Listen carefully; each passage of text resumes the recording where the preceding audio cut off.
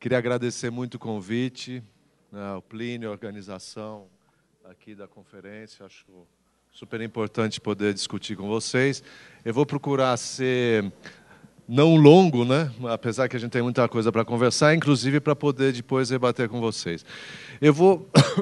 Parte do que eu vou falar com vocês tem uma certa confusão com a própria trajetória minha enquanto profissional, mas eu acho que isso ajuda a gente a esclarecer algumas questões conceituais, inclusive.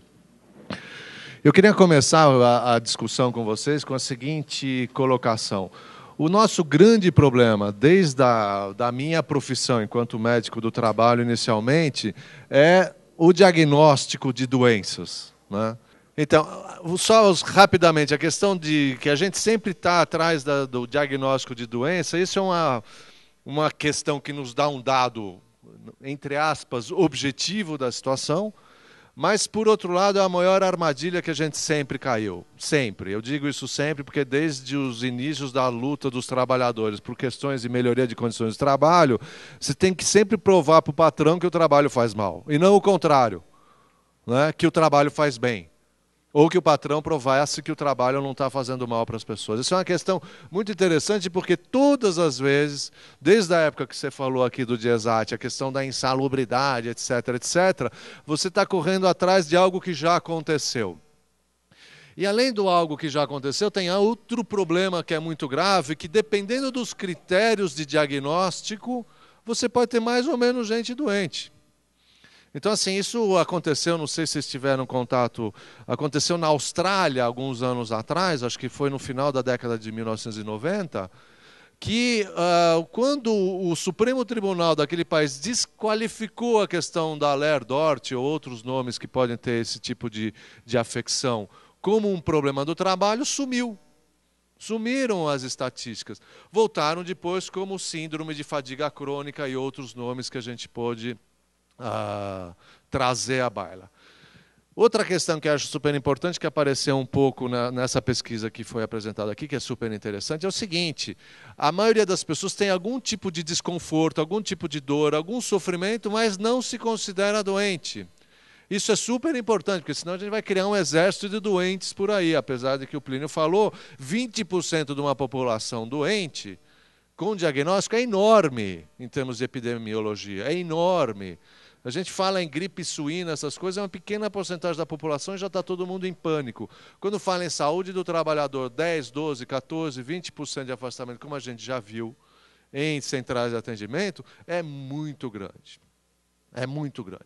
Por outro lado, a pergunta é o que está embaixo do nível do mar se a gente fizer uma alegoria entre as estatísticas, aliás, né? As estatísticas das doenças e a quantidade de pessoas que sofrem e que em algum momento poderiam ficar doentes.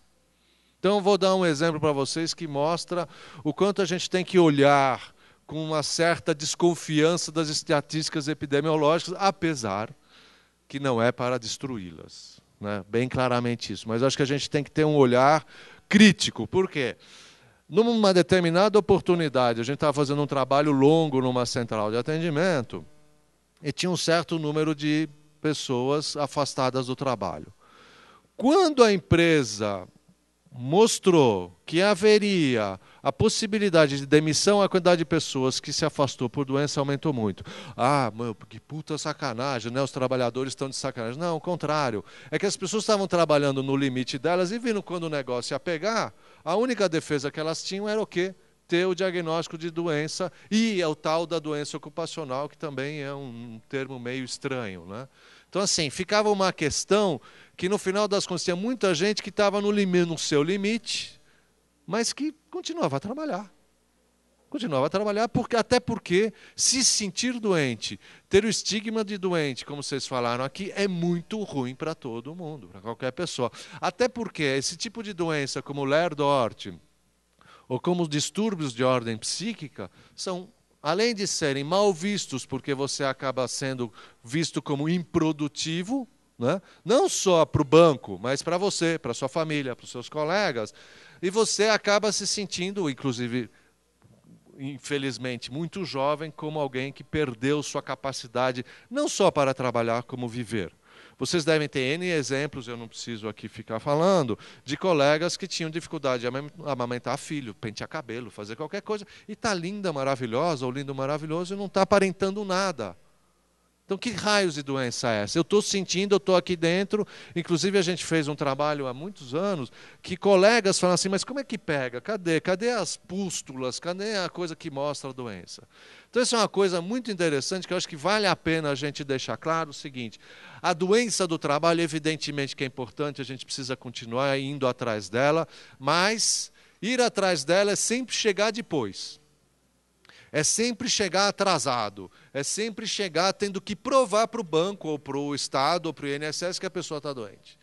Então, assim, isso aí sempre me fez bastante mal, porque eu falava assim, bom, inclusive nas doenças profissionais ou doenças ligadas ao trabalho, a maioria delas deixa sequelas, não é?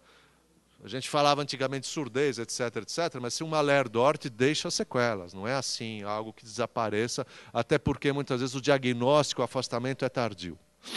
Uma doença de ordem psicológica, né, alguém fala assim, pô, sou deprimido, já ganhei um estigma, né, enorme para a vida inteira. Falar, bom, aquele cara é deprê, aquele cara é PMD, aquele cara não sei o quê, aquele cara não confia muito que ele... Então, assim, tem uma série de preconceitos contra quem já, de alguma forma, teve um diagnóstico de doença. Então, as pessoas, de fato, como foi dito aqui, evitam declarar. Então, assim, nesse quadro inicial, como é que a gente pode pensar que, no final das contas, a gente deve chegar antes da doença e falar em saúde do trabalhador? Eu acho que essa é uma questão importante. Como dizem vários pesquisadores, inclusive eu vou citar bastante aqui o Christophe Dejour, né, da psicodinâmica do trabalho, saúde é uma construção. Né? Saúde não é um estado, saúde é um objetivo que todos nós buscamos atender, que significa o que? São as nossas capacidades para a vida e, no caso do trabalho, o nosso poder para agir no mundo. Isso é fundamental. É interessante porque às vezes a pessoa, parece um paradoxo, né? Às vezes a pessoa tem uma doença crônica e ela se sente muito bem. Porque ela sente ainda que é possível fazer muita coisa, que ela tem como agir. E eu acho isso importante porque isso ajuda a pessoa a ir mais para frente. Pensando a saúde como construção e pensando o trabalho como um dos vetores principais da saúde ou da doença, a gente precisa voltar à discussão para qual é a questão do conteúdo do trabalho, qual é a questão da organização do trabalho. Esses são os focos principais que, inclusive, me levou, como médico, a trabalhar numa escola de engenharia. Né? Porque assim, o que você vai fazer na escola de engenharia? A gente costuma brincar no seguinte sentido, porque os engenheiros eles têm a responsabilidade para criar os sistemas. Não são os únicos. E a partir do momento que você cria um sistema de produção, que você cria tarefas, o conteúdo das tarefas, é aí que mora o problema. Não é nas pessoas, mas sim nos processos de produção. Então, acho que esse é um ponto fundamental que nos leva a pensar o seguinte, o que é que eu estou fazendo? E na pesquisa que foi dito aqui, tem um ponto-chave, fundamental, inclusive, que tem algumas leituras muito interessantes, é o seguinte, estou fazendo algo desinteressante. Isso é fundamental em termos de saúde. Estou fazendo algo que não interessa, algo que não traz desafio, não desafio de cumprir uma meta que muitas vezes é absurda. O desafio intelectual, o desafio de crescer na profissão, o desafio de crescer enquanto trabalhador, enquanto profissão bancária. Isso é uma coisa fundamental quando a gente pode falar que aquela pessoa tem uma profissão.